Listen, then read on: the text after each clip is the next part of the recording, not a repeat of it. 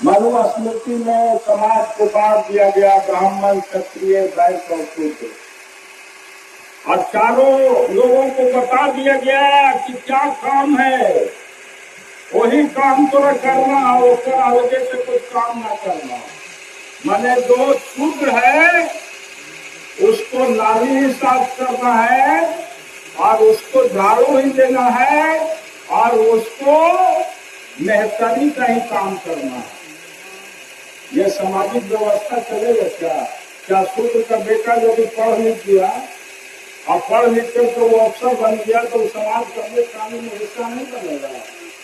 नहीं बनेगा। वो किस बात की लड़ाई हम लोग लड़ रहे हैं? सामाजिक न्याय का मतलब क्या है?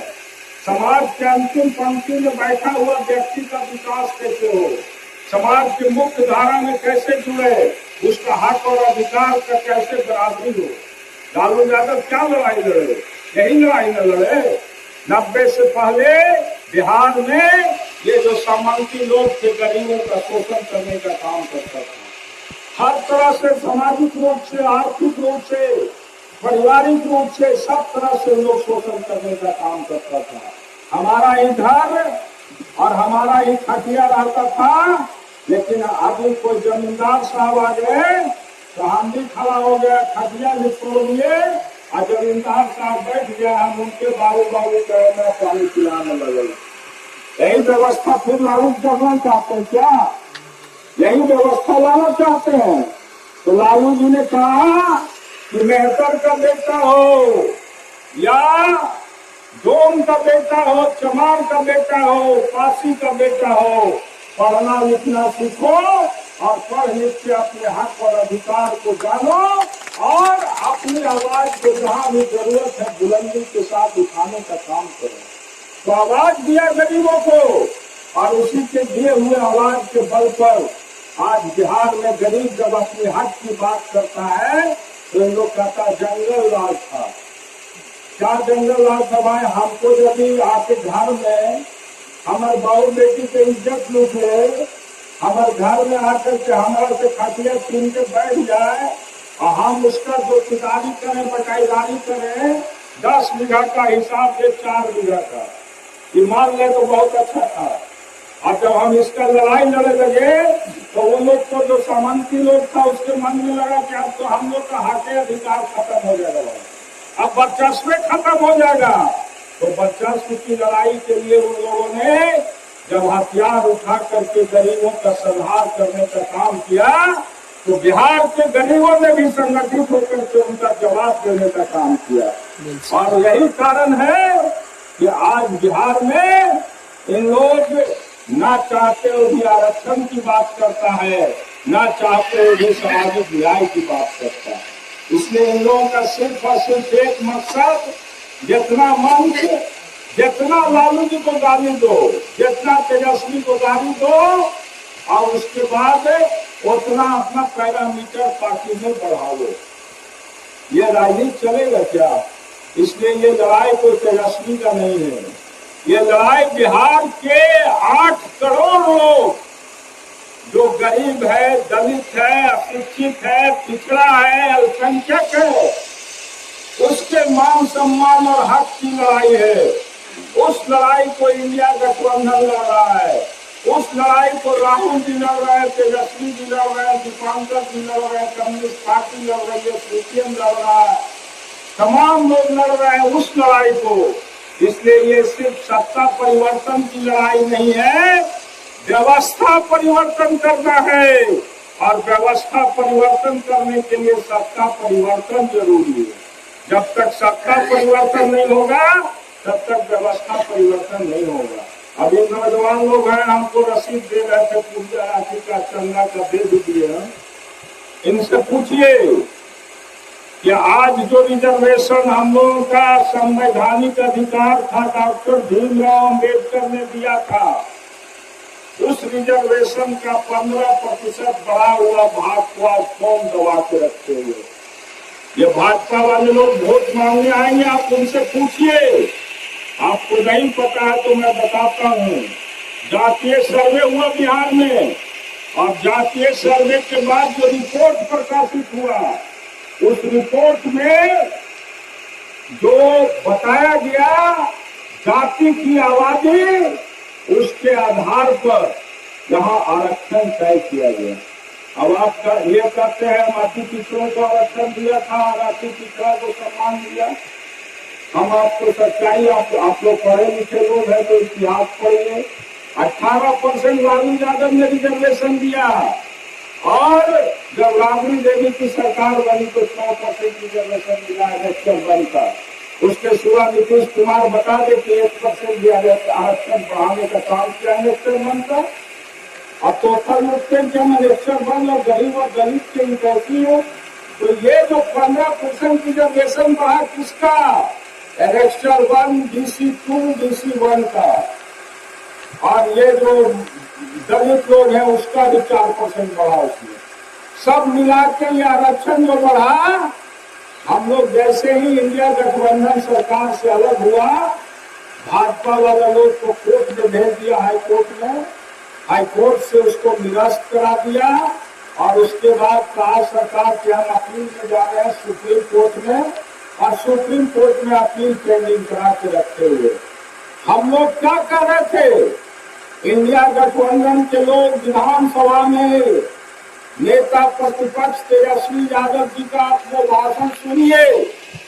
क्या कहा उन्होंने कि भाई संविधान में ये व्यवस्था है कि संविधान के 9वीं अनुसूची में जिन जिन विषयों को डाला जाएगा उसमें न्यायालय कोई हस्तक्षेप नहीं कर सकता। आप आरक्षण देना चाहते हो तो संविधान के 9वीं अनुसूची में इस बढ़े हुए आरक्षण को डाल लो।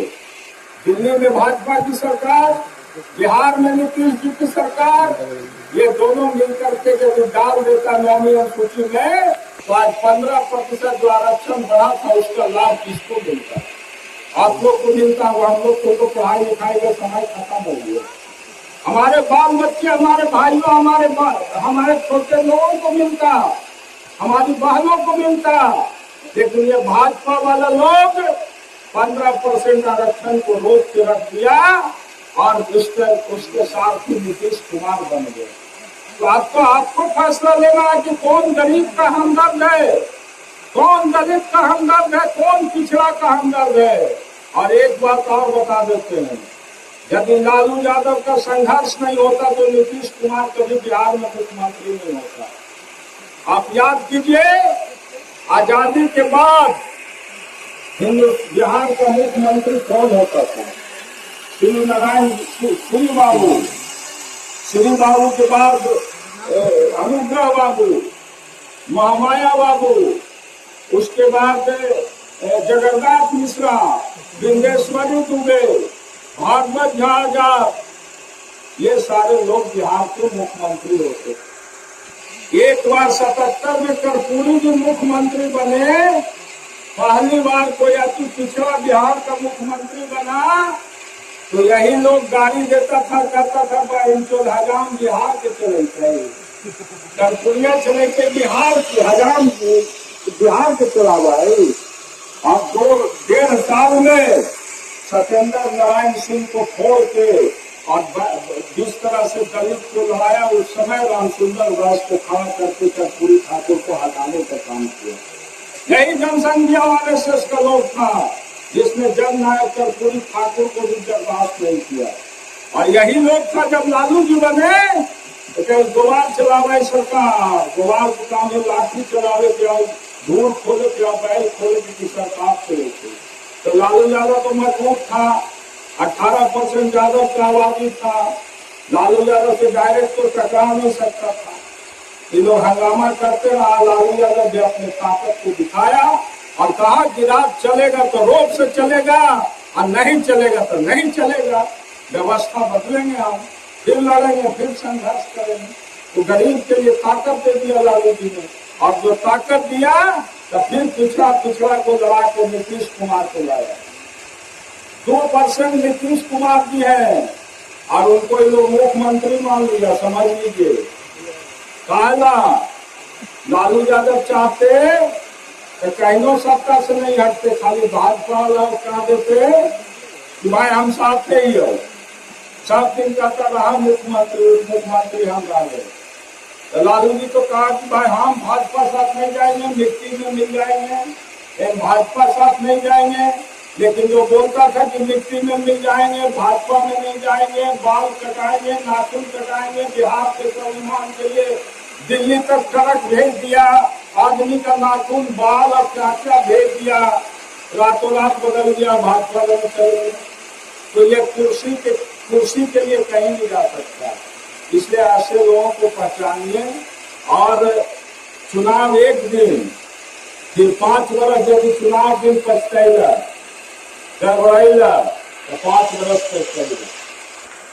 इसलिए हम लोग यही कहेगा कि हम ही चलेंगे, वो करेंगे। निर्णय आपको लेना है। जनता लोकतंत्र में मालिक है और हम अपन बड़ाई अपने हम काम कर सकेंगे। हम सिर्फ इतने वादा कर सकेंगे कि इस पंचायत का जो छूटा हुआ काम है, उस काम को यदि दोबारा हमको मौका मिलेगा तो एक भी गली नली कोई भी यहाँ नहीं छूटेगा, कोई कच्चा नहीं रहेगा, सबका पक्का कराना 5 साल में मेरा दायित्व है। और आगे हमारा योजना है, देखिए ये रोड जो है, इस रोड को हम लोग को डबल करना है। कितना ये लोग भेदभाव करता है समझिए। बौरी का रोड बना है सिलाव तक, जहाँ तक इस्लामपुर का क्षेत्र है, आरसेनी तक, देख रहे हैं ना, देख रहे हैं, वहाँ सिंगल रोड था। हरसेनी शोर में हुआ जैसी कोलवा